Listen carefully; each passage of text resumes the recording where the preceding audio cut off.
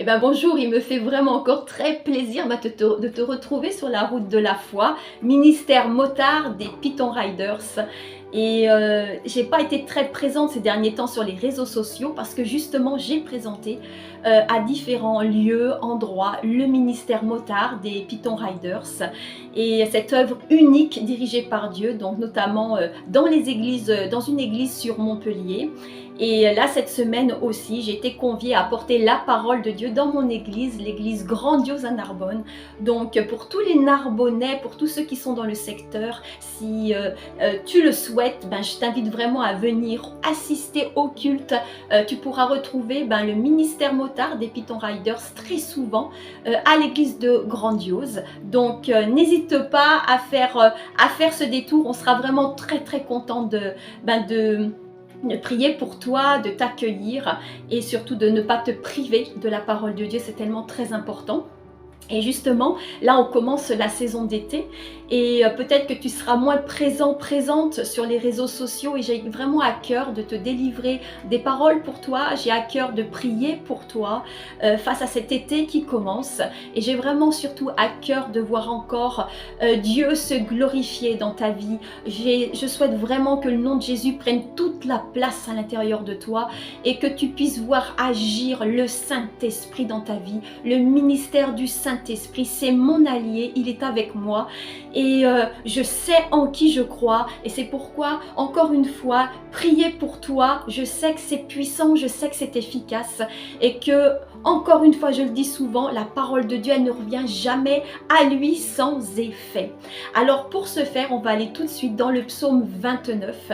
Pourquoi le psaume 29? En fait, c'est un psaume qu'un homme de Dieu du nom de David a écrit et il traversait des orages dans sa vie. C'est pas parce qu'on est des hommes de Dieu ou une femme de Dieu, je te le dis souvent, qu'on ne traverse pas des tumultes, on traverse des tempêtes, on traverse des fois des torrents. Il faut qu'on apprenne enfin à nager dans les torrents là. La Bible dit ceci: si tu passes par le feu, tu ne te brûleras pas, et si tu passes par l'eau, tu ne t'y noieras pas.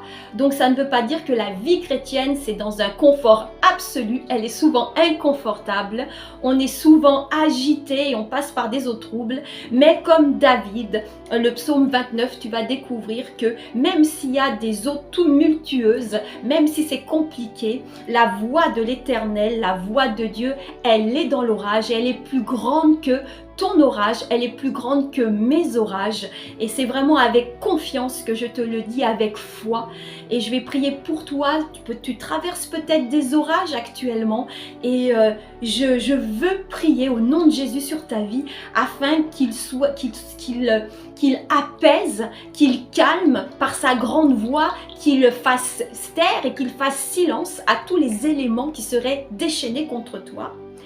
Et juste avant de prier, tu vas peut-être me dire, mais c'est quoi les psaumes? Parce que peut-être tu n'es pas habitué à la Bible. En fait, les psaumes, là j'ai ma Bible intégrale. C'est pas que la Bible Biker Nouveau Testament, c'est ma Bible intégrale, Ancien et Nouveau Testament.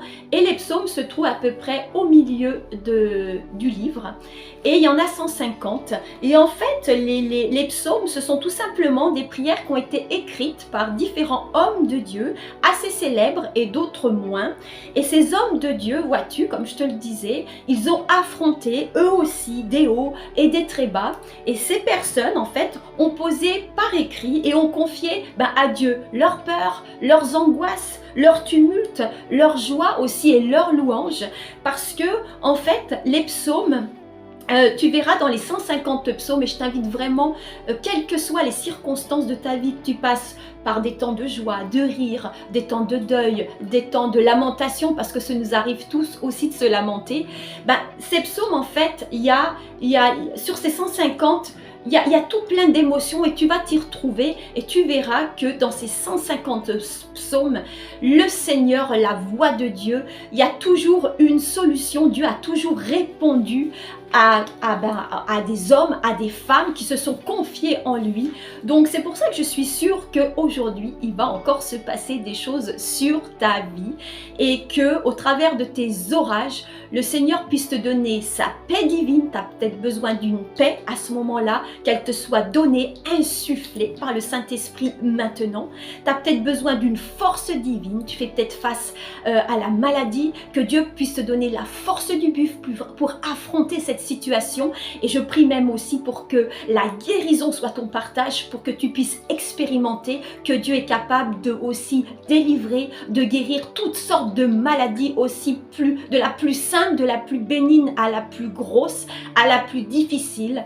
La guérison divine, la solution divine. Il y a peut-être quelque chose où tu ne sais pas comment résoudre un problème et je prie vraiment pour que tu viennes, mais dans sa présence, il est celui qui va te donner le conseil divin pour te montrer, frayer la route, le chemin sur ta situation, le calme aussi, peut-être une situation où tu as besoin du calme divin afin de pouvoir affronter les choses avec sérénité, à sa façon à lui, à son regard à lui, peut-être un réconfort aussi divin dont tu as besoin actuellement ou la consolation, un deuil peut-être que tu parles, que tu portes en toi, tu es peut-être une femme veuve, tu es peut-être un homme veuf et peut-être que ça fait de longues années que tu transportes ça en toi.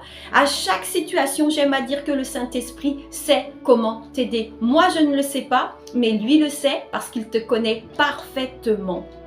Et justement, donc, le psaume 29 parle de David qui naviguait dans des eaux troubles dans sa vie et il les nomme d'ailleurs ses orages. Et il va écrire donc le psaume 29 pour remercier Dieu de son intervention divine pour lui. Dans le tumulte de la vie, dans les difficultés, dans les angoisses les plus sombres, dans toutes sortes d'eaux troubles où tu te trouves, laisse-moi te dire qu'il est capable, je le redis, de t'apporter la paix, la force et la sécurité dont tu as besoin. Et là, je vais maintenant prendre quelques versets de ce psaume-là. Je vais les réciter, je vais les proclamer et je vais les déclarer sur toi parce que je te le dis souvent, c'est en déclarant la parole que Dieu est en fait derrière pour accomplir ce qu'il dit. La parole n'est pas quelque chose, n'est pas un livre de mensonges. La parole, elle est oui et amen. Donc quand on proclame la parole, c'est Dieu qui agit. Il est impossible qu'il ne se passe rien. Et là aussi, je te demanderai d'activer aussi ta foi, de croire à ce Dieu invisible. Active la foi parce qu'il est dit dans la parole que si tu doutes, tu es comme un flot emporté par la mer et que le doute, ça n'amène à rien du tout.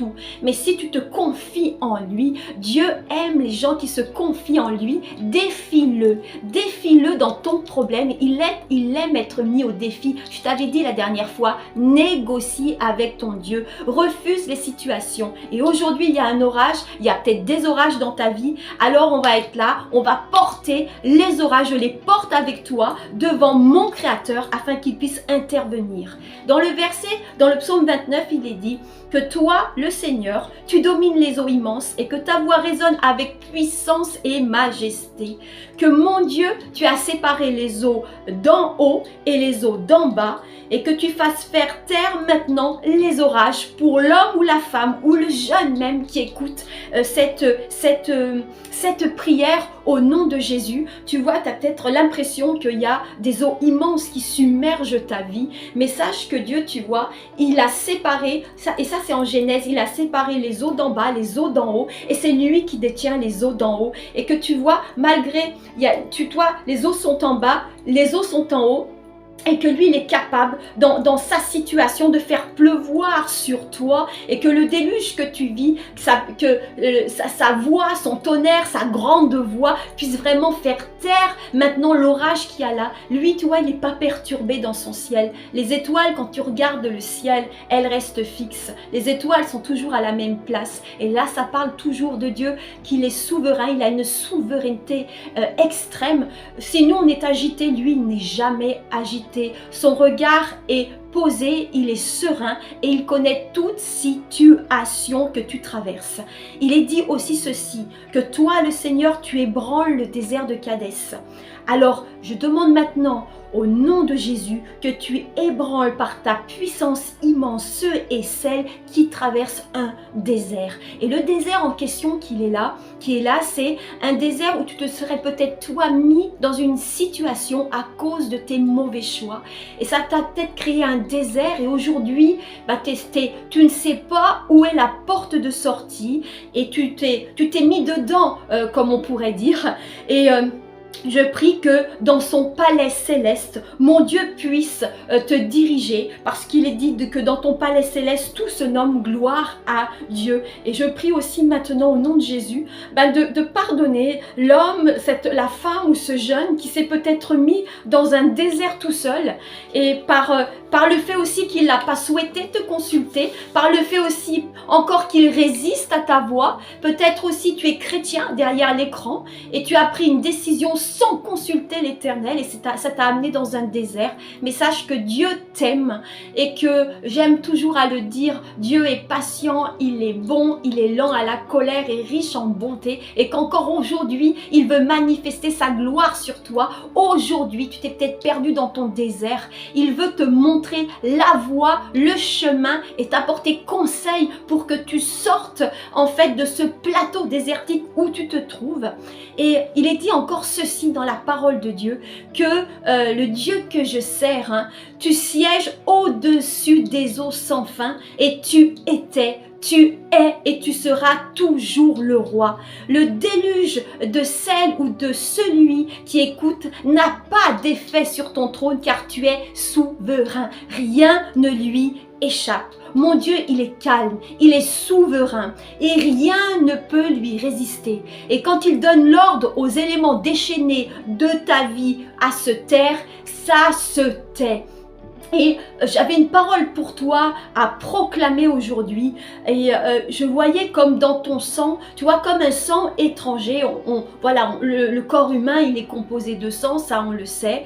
Et moi, j'aime bien dire que des fois, dans nos veines coule un sang étranger et ça sera peut-être le thème d'une future prédication. En tout cas, c'est ce que j'ai apporté dimanche à mon église. Et il y a peut-être quelque chose en toi que tu transportes parce que le sang, ça transporte. Le sang, c'est la vie, c'est l'âme, le sang est vivant et il y a peut-être quelque chose en toi qui est là depuis de très longues années et notamment la dépression qui coule dans tes veines ou peut-être même un deuil que tu portes dans tes veines en toi depuis de longues années et où tu as peut-être consulté même des personnes et tu n'as pas eu de remède.